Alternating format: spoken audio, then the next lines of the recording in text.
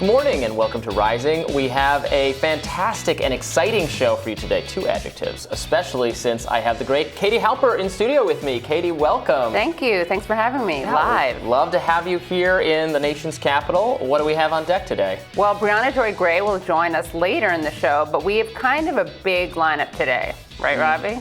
Yes, we do. Senator Rand Paul will be with us to break down yesterday's hearings on the type of research at the heart of the lab leak theory debate. Gain of function. We also have Andrew Yang joining us today to discuss his new Forward Party. First, though, House Speaker Nancy Pelosi wrapped up her trip to Taiwan yesterday, and despite much pushback from the White House and many in Congress about the trip, Pelosi moved forward with it anyway. While there, she said the U.S., quote, will not abandon Taiwan.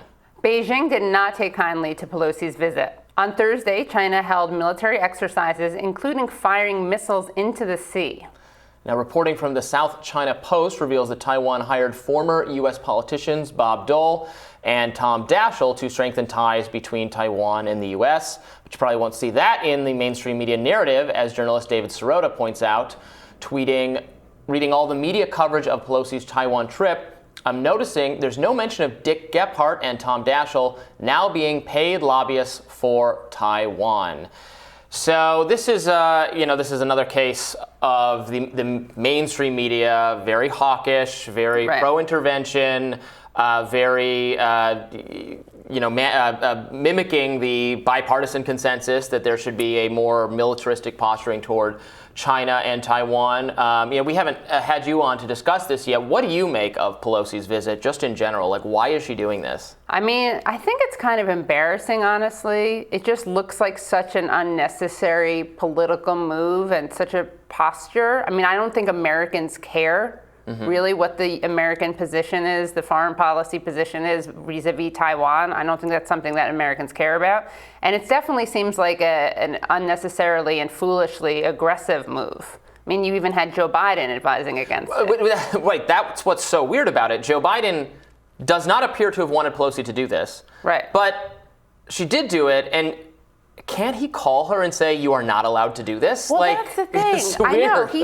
Biden was the guy who was able to apparently work across the aisle, reach across the aisle. He could work with Republicans. He could work with Democrats. But he can't even work with Democrats. Like, we see this with Joe Manchin. I mean, right? He's the guy who beat the socialists. He was the guy who beat the guy who apparently didn't know how the system works. Of course, that's not true. Obviously, I very much disagree with that. And Bernie's nickname was the Amendment King because he got so much done through amendments. And he knows how to work across the aisle. And he has an amazing crossover appeal in terms of voters as well. So to me, this is just another example of Biden, the myth of Biden being this pragmatist who knows how to work the system. Like, he doesn't. He can't even get his own people in order. He can't even get his own people in line. I mean, Joe Manchin, did you see this? I don't know if you guys showed this on the Hill, but he won't even commit to voting for Joe Biden or endorsing him. He won't even endorse the Democrats keeping control.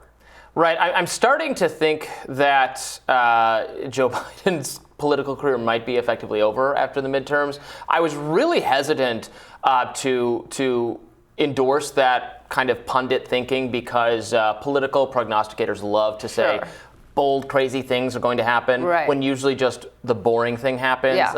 A president not running for re-election, if they're eligible for re-election, is so historically unprecedented in modern times. We have to go back to Lyndon B. Johnson to find anything even resembling this. It seems so unlikely to me, and yet he has no control over the party. We have no idea what his foreign policy even is. Yeah. It's a schizophrenic foreign policy. Pull out of Afghanistan, get more involved in the Ukraine, and then have this escalated conflict with China. And you're right that the through line is that the American people don't want any of this. Yeah, There's no mandate to do any of this. Right. I mean, and also seeing the prices rise here because we're escalating this proxy war in Ukraine, that it's clear that the motive here is to bleed Russia. It's not to actually save the lives of Ukrainians, because if it were, then the United States would be prioritizing diplomacy and negotiation.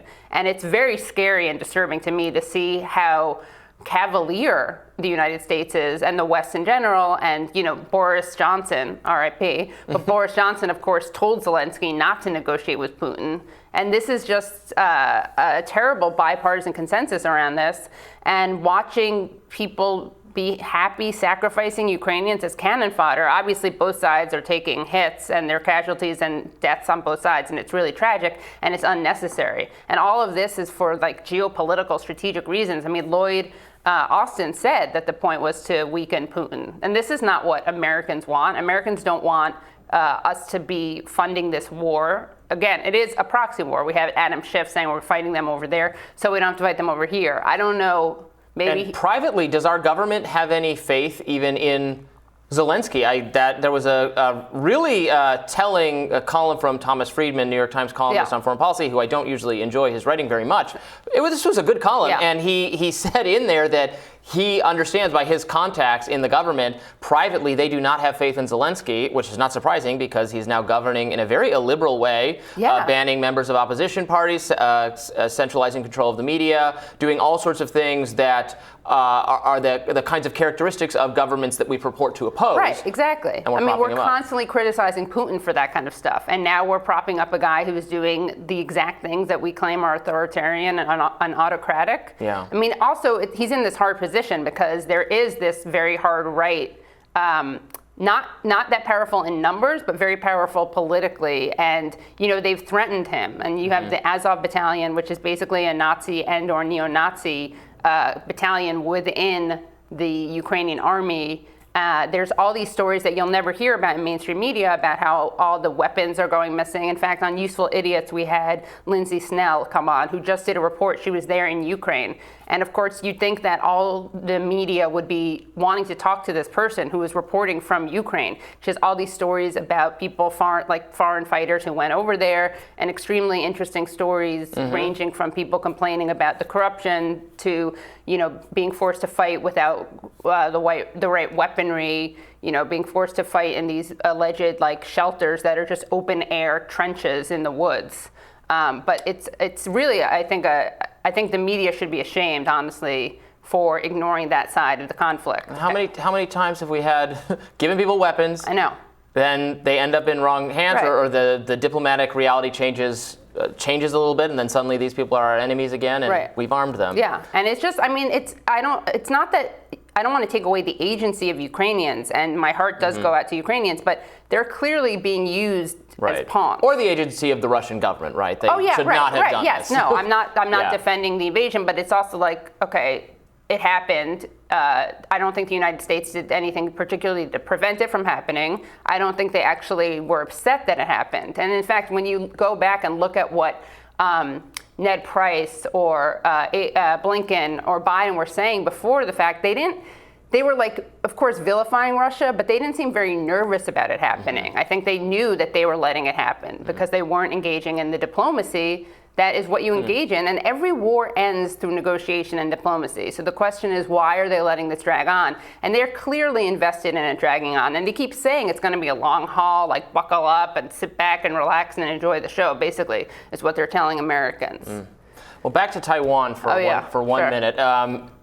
Where do you think this goes from here? I guess this visit is going to be, from Pelosi's standpoint, a success, whatever legacy building kind of nonsense she's trying to do. Yeah, there she is. Yeah. She came off the plane. She got her, this is a historic visit given how long it's been since an official of this rank I know she gets to join the ranks of Newt Gingrich. Mazel tov, Nancy. You must be really happy. You and Newt Gingrich shared the same legacy. Yeah, I'm just upset she didn't rip up a speech. I want her to go into China and stand behind the president and rip up some speech, some Chinese do a dramatic party. she does tear down this wall. Yeah. Although that would be the Chinese, the Great Wall of China, the historical. That would be very offensive. No, that would have been offensive. We want that wall to stay. Yeah, we want that wall to stay. Build that wall. They already did it. So none of the usual slogans work here. But I do, she could have done that ironic clap that she did with Trump that, pseudo-feminist claimed was the biggest boss girl moment, slay queen moment. Yeah, slay queen, I mean, the funny thing is these women are slay queens, right?